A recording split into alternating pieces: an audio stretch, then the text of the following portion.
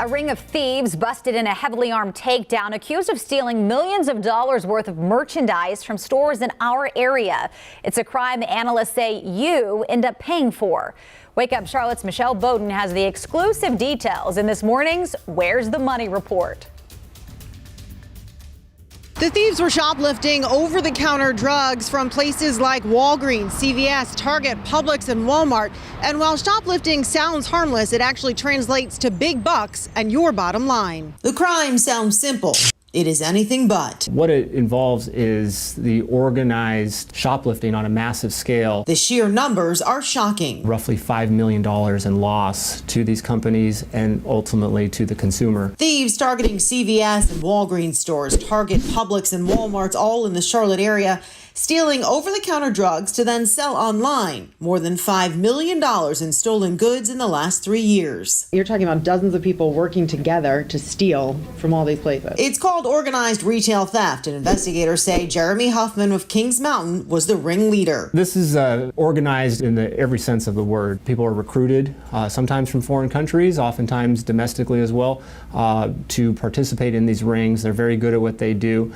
They cause major economic loss to the retailers, which is ultimately passed on to the consumer. In fact, retail theft costs the U.S. economy an estimated $125.7 billion a year. That translates to 658,000 lost jobs or a 0.5% increase in unemployment.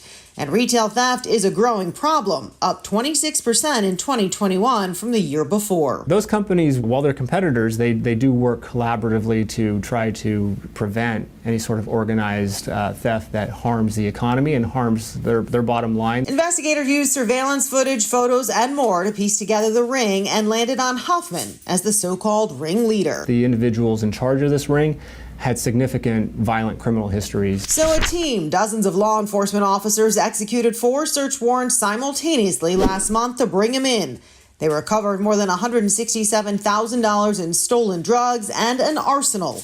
28 firearms, multiple assault rifles and silencers, and 20,000 rounds of ammunition. And Huffman is charged under a North Carolina law just passed this year, making retail theft a more serious crime. This bill is fairly unique and forward-leaning amongst the states. North Carolina is in many ways leading the way to combat this problem. One of the other impacts of retail crimes, more and more retailers are changing their return policies, making it harder and harder for you to bring something back. Reporting in Charlotte, Michelle Bowden, WCNC Charlotte.